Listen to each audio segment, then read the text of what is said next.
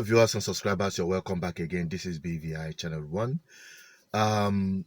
In case you are yet to see the video, the reaction of the lead counsel of Nnamdi Kanu to what happened yesterday in court, I want you to take a look at this very video and tell me your own opinion as to what you can make of it.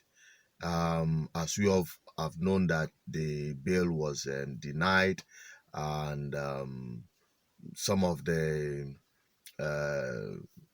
padded up charges against Nnamdi Kanu was also declined by the judge.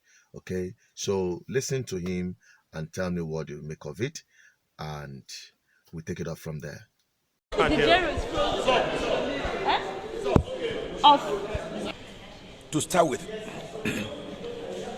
if that application were frivolous or vexatious, the court would not even want us to move it, and he tried to even prevent us from moving the application. The court said, you can't do that. This application is before me. It was filed since 2019, but that application constitutes the very fulcrum, the very substratum, the very linchpin of the entire criminal charge and criminal proceedings against Nnamdi Kanu. He is being tried here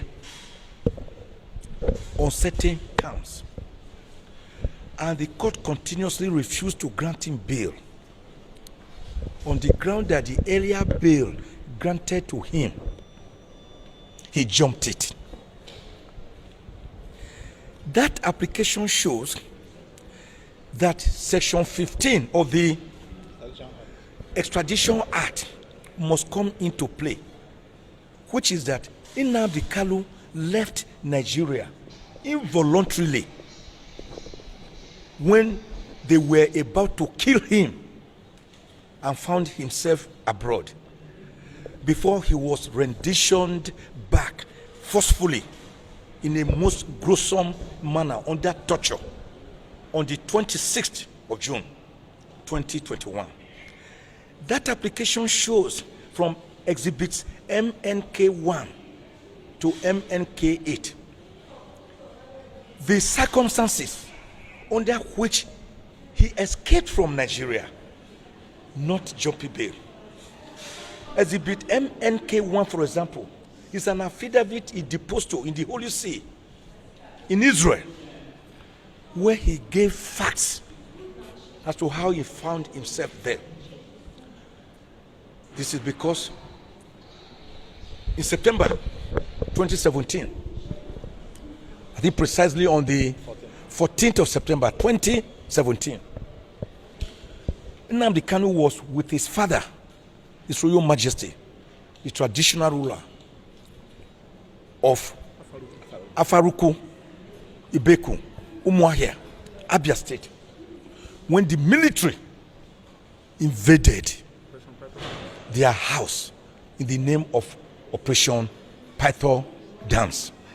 I haven't seen Operation Python Dance at Sambisa Forest, dance at Chibok Forest, dance in Niger State, dance in Maiduguri, dance in Kaduna. I have not seen, but Operation Python Dance went to a peaceful home inhabited by a traditional ruler, invaded it and mauled down 28 Nigerians, 28 innocent Nigerians in cold blood, gruesomely, in a most torturous and murderous manner. They did nothing wrong. Nnamdi Kanu, by the whiskers, like the cat with 9 lives, proverbially, he was able to escape. Then you say that person jumped bail. And it is based on that so-called jumping bail that even some of the counts they have tried to amend are still coming up, and all their opposition to bail application, contrary to Section 36 of the Constitution, contrary to the presumption of innocence on the part of every accused person, since our criminal justice system is Anglo-Saxon based, presumption of innocence. Presumption of innocence and not presumption of guilt, which is the French model, which is accusatorial, which is inquisitorial. The Anglo-Saxon one is inquisitorial. Everything they have been doing is based on that. Today, the prosecution for the 7th time came forward. They wanted to again amend their charge. By the grace of God, last time we had objected to the 15-count charge as being puerile, has been unsustainable, has been incapable of granting the court jurisdiction. The court heard us loud and clear. During the last adjournment date, the court struck out 8 of the 15-count charge, leaving only 7. He said to them to lick their wounds, and come back quietly today for a trial. Yesterday, at 2:32 p.m., less than 24 hours to the hearing of today, they came back again with a so-called proposed amended charge. Amended charge number 7. And I told the court, you cannot carry out trial by ambush. This is the 7th time you are doing this. You are federal government. You have all the equipment, all the implements, all the facilities at your disposal. How come you cannot prosecute a simple case like this? That each time we are coming to court, a day before the court, you will dump on us. You saw the huge bundles. Each of them is as fat as a portmanteau or a briefcase that they dumped on us. I, speaking honestly as a Christian, have not even looked at the amended charge, not to talk of the documents they attach, which are bundles. The client, the defendant, Nnamdi Kanu, does not even know what they are coming with. And guess what? Instead of the 7-count charge that the judge left, on their own volition, they removed one again and brought only 6 counts, no longer 7 counts. So we beat them back again with bare knuckles. They brought only 6 today. Then I told the court, the way to go about it is that if they want this count, a plea to be taken. I mean, a plea has to be taken because this is a totally new charge. They changed many of the wordings, many of the sentences, and as quickly observed by my learned friend here, because I have not even seen them. Justice is not a one-way traffic for the prosecution alone. The Supreme Court, through Justice Oputa, said it is not even a two-way traffic for the prosecution and the defendant. He said justice is a 3-way traffic. Justice for the prosecution or plaintiff, justice for the accused or defendant, and justice for the general public, members of the public, the society, which is watching, as all of you were in the court watching. Can justice be said to have been done in this case? If so, is it manifestly seen to have been done? That is the question you will be asking yourself. But what they have always done in the name of trying to prosecute the defendant is to try to overreach us, try to ambush us, and today we resisted that ambush. And again, the court saw with us. I said, you can't do this.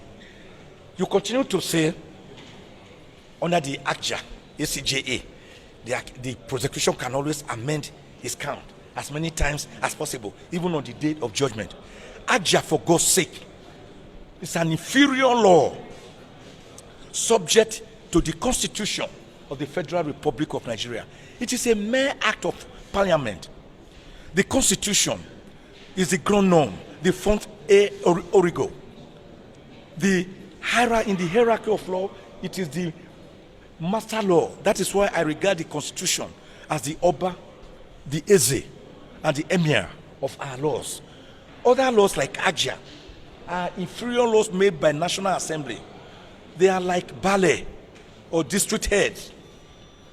So what happens when there's a conflict between these laws like ACJA and the Constitution?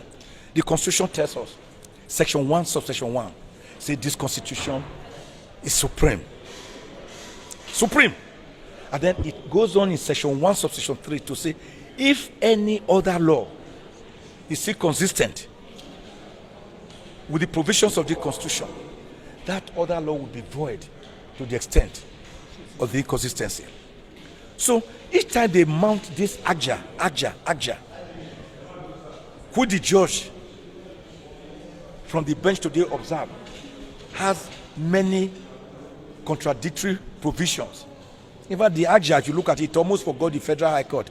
They now first started saying FCT High Court before they remember Federal High Court. It should be Federal High Court before FCT High Court or any other court. Now, that any provision in agja must bow to section 36 of the 1999 Constitution, which gives fair hearing to an accused person. And what is fair hearing? The Supreme Court tells us that fair hearing includes fair trial. And that the two doctrines, the twin pillars of natural justice must be observed. One is nemo judex in causa sua. No one must be a judge in his own cause. The other one is audi alteram partem. You must hear the other side, which is why God gave Adam and Eve a fair hearing in the Garden of Eden, even after seeing the sins they were committing, being omniscient, omnipresent, and omnipotent. Now, what do we see? Nnamdi Kanu is being denied of basic facilities that allow for a fair trial. We lawyers cannot liaise with him and have interaction, pre-trial conferences. And that was why the judge called the director of legal services today. I said, give them a conducive place and environment for them to carry out pre-trial conference.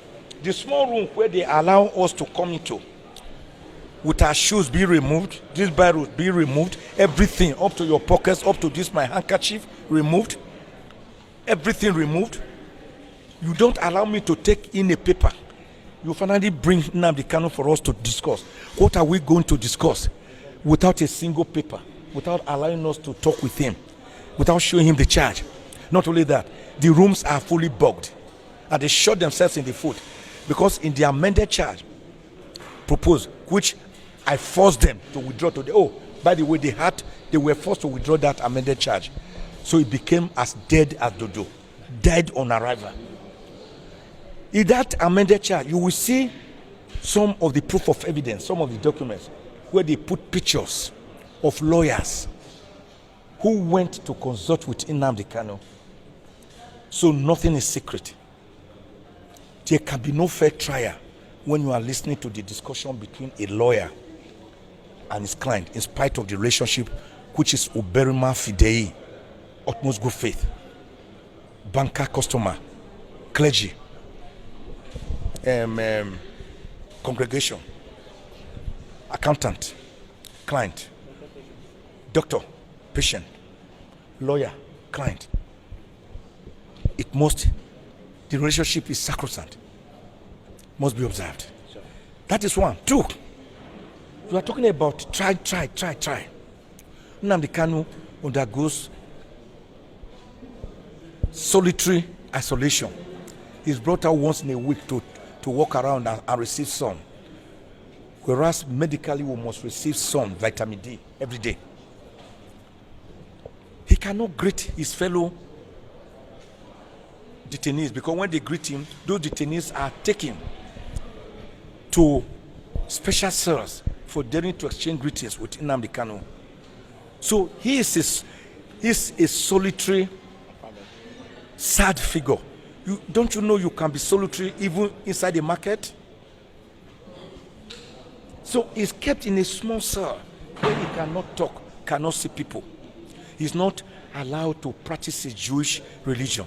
He's not allowed to wear the Jewish clothes.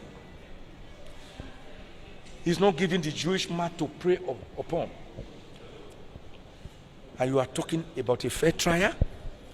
The food that you used to give to him, you are not giving him the right quantity. You are not giving him proteinous or nutritious food. He's sick. He has begged and begged. We all have begged and begged to allow his own doctor come and give a second opinion of his illness. You are not allowing him. We are complaining about too much potassium in his system. You are not allowing another medical doctor. His father-in-law will come and look for him. You are not allowing him. I, the leader of the team, the lead counsel, I will want to see him. You will disallow me on more than 3 occasions. I've only been allowed to see Nnamdi Kanu in detention only 2 times. Me, at times I will now call the director of legal services, call all of them to help out. What manner of trial? So we have brought it to the attention of the court. So the application therefore moved today is at the root of the entire trial. When we succeed in it by God's grace, you will see that this trial is dead as dodo.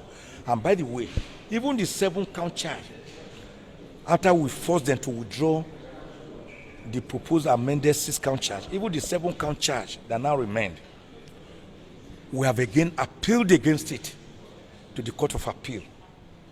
And they are going to see, as we saw in FRM versus Saraki and Saraki versus FRM, where some counts where the Saraki had been discharged and acquitted by the Code of Conduct Tribunal, and they appealed, and then the Court of Appeal discharged him on some and retained some. He further appealed to the Supreme Court, which quashed all the counts.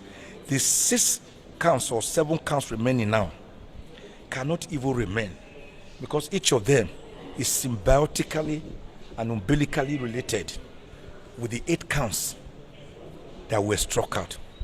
You are saying Nnamdi Kanu made a statement. How? Where? You didn't put the locus, the place where he allegedly made the statement. Under the Federal High Court Act, when you are charging a person under Act, you must state the place where the person allegedly committed the offense. Where did he commit the offense? If it was in the spirit world or underground, you tell us. If it was in Afghanistan, you tell us. Do you know why? They tried to run away after we had beaten them back in an earlier charge where we said, you say he made a statement in London. This court does not have global jurisdiction extensively up to London. They now thought that by removing London and just saying he made a statement, they didn't know they had run into more murky waters. Where did he make the statement for? Nowadays with this technology, where I can be speaking and will be speaking with a female voice, because they will give me a female voice and you will dress me up in female clothes.